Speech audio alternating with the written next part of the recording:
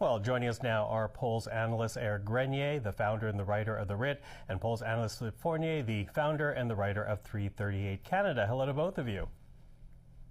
Hi, Michael. Good evening, Michael.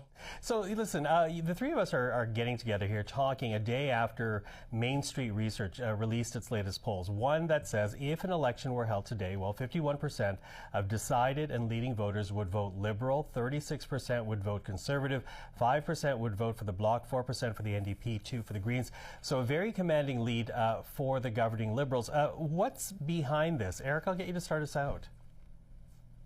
Well, we have seen a number of polls now giving the Liberals a bump ever since Mark Carney's Davos speech. That Main Street number is the highest one we've seen for the Liberals, so it is on the higher end of things. But certainly, if there's one common thread that we can see across all of the polls that really have been conducted and published over the last week or 2 weeks, is that the Liberals are up. The Conservatives haven't necessarily dropped all that much, but we have seen that the NDP and the Bloc have lost a few points, which has given the Liberals enough of a lead.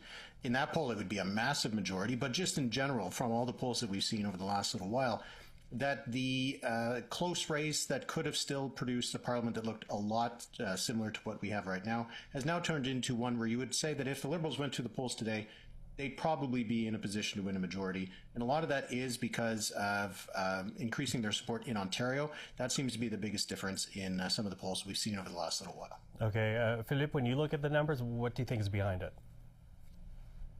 Well, I want to echo what Eric just said about the Davos speech, but also you cannot really divorce that from in the second half of January, we saw U.S. President Donald Trump started verbally attacking NATO allies, and we know it had an effect last year in the voting intentions of this country, and so I think it's just a repeat of that story. That script is running all over again.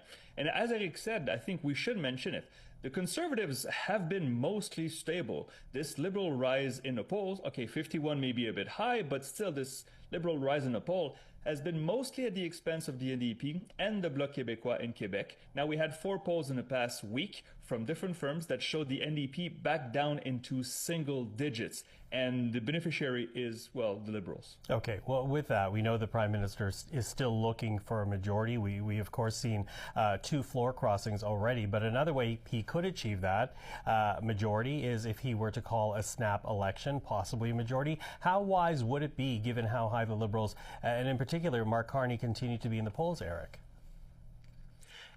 It would be a gamble. That's just the way you have to say it. Yes, we've seen a few polls now that have shown the Liberals in a majority position, and certainly if they get 51% of the vote,